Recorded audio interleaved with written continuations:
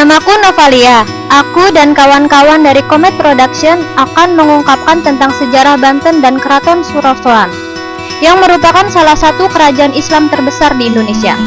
Kami sekarang sedang menentukan tempat-tempat mana yang akan kami kunjungi di Banten nanti.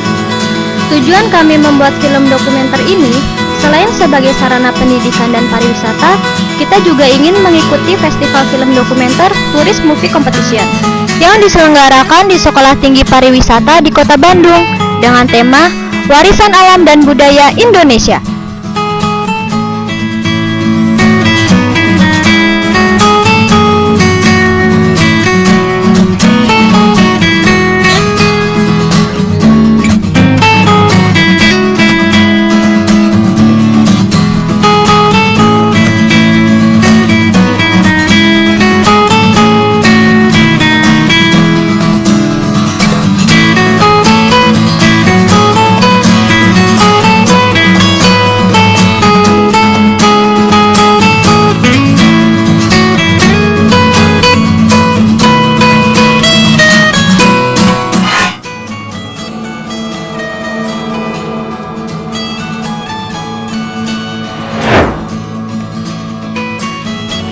Sejarah dan kebudayaan Banten.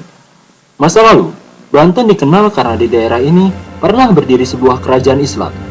Namun, sebenarnya jauh sebelum berdirinya kerajaan Islam, Banten telah memiliki kebudayaan yang cukup tinggi, inventarisasi, dan penelitian peninggalan purbakala yang dimulai sejak abad ke-19. Dan di daerah ini membuktikan akan hal tersebut. Dalam catatan-catatan lama, kota Banten lama yang terletak di sekitar 10 km dari kota Serang, dahulu ramai dikunjungi oleh kapal dan pedagang asing dari Arab, Portugis, Cina, Persia, Suriah, India, Turki, dan masih banyak negara lain.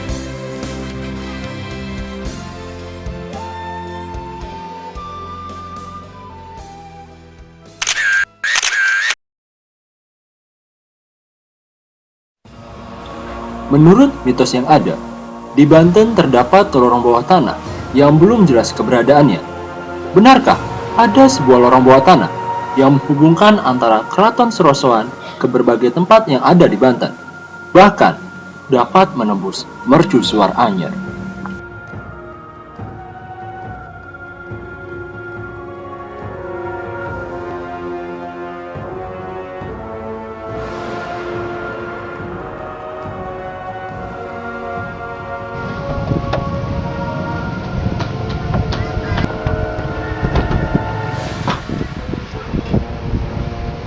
Terus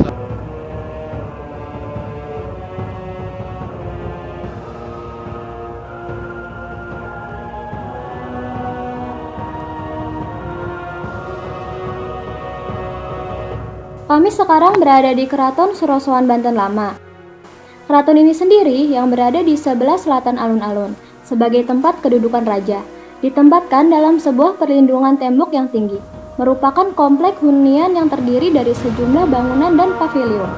Kendati tidak terlalu jelas, tetapi kronik seni budaya cukup memberi gambaran sebuah komplek keraton dalam arti keseluruhan yang terdiri dari struktur yang disebut made, sebuah komplek dengan nama Candi Raras, gedung penyimpanan pusaka, masjid pribadi raja dengan sebuah menara, meriam terkenal Kijimat, istal, dan gardu-gardu jaga hampir semua di tempat. Wah, sangat menarik sekali ya.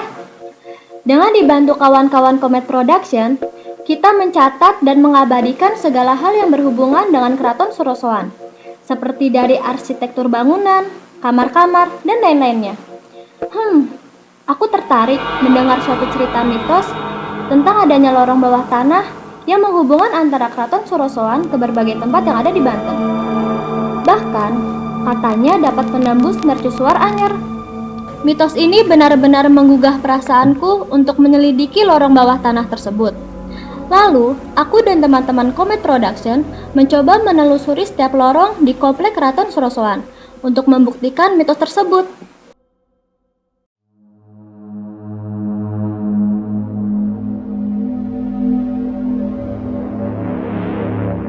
Satu persatu lorong kami telusuri, dan kami belum menemukan lorong bawah tanah yang legendaris tersebut.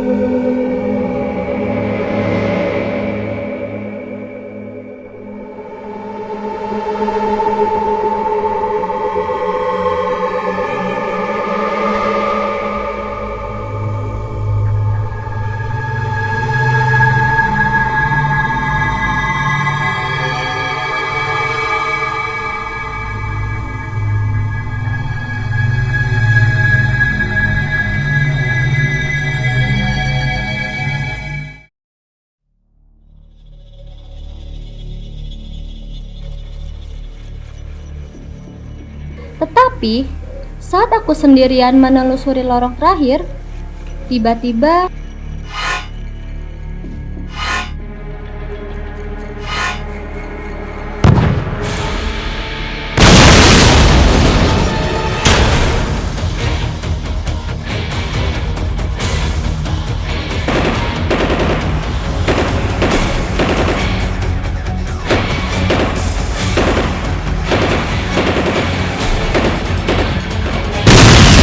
melintas dalam benakku.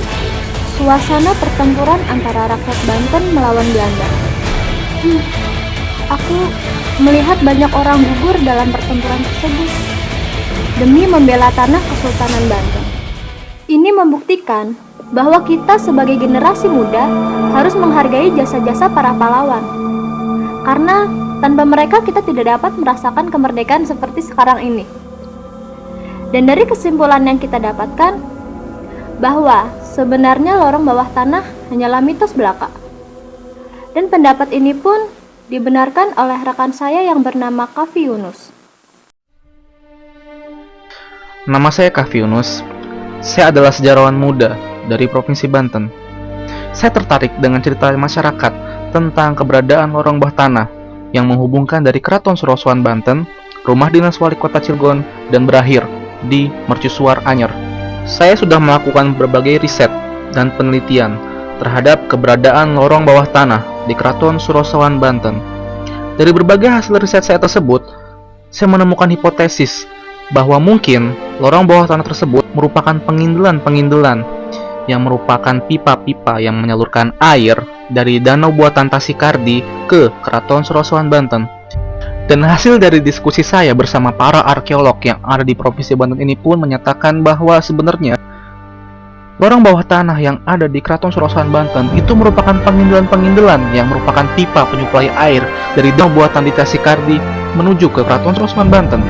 Sedangkan lorong bawah tanah yang ada di rumah dinas wali kota yang menurut mitos masyarakat itu terhubung dari Keraton Sorosoan Banten hanyalah merupakan tempat-tempat perlindungan atau bunker bagi para keluarga gubernur Belanda yang memerintah di Residen Cilegon pada saat itu. Oleh karena itu, kita sebagai generasi muda Indonesia harus tetap mencintai apa yang telah diwariskan oleh leluhur-leluhur kita. Sejarah bangsa ini telah menunjukkan kebesaran-kebesaran dan kejayaan bangsa Indonesia di masa lalu. Bangunan-bangunan tua dan bangunan-bangunan cagar budaya yang tersisa merupakan saksi bisu bagaimana nenek moyang kita membangun bangsa ini. Pada masa itu, Indonesia merupakan salah satu negara yang terkenal besar, jaya, dan mampu mewariskan kesejahteraan di masyarakatnya. Demikianlah penelusuran kami di Keraton Sorosoan Banten Lama. Nah, banyak hal nih yang bisa kita dapatkan. Contohnya, kita dapat mengetahui bangunan-bangunan cagar budaya dan peninggalan dari zaman dahulu yang masih terawat hingga saat ini. Kita seharusnya bangga loh memiliki kekayaan berlimpah akan sejarah dan peninggalan masa kolonial Belanda. Padahal masih banyak mitos dan legenda masyarakat yang harus kita ungkap. Perjalananku dan kawan-kawan Comet Production masih belum selesai sampai di sini. Kita akan terus mengungkap tentang sejarah dan mitos yang ada di Provinsi Banten. Sampai ketemu lagi ya.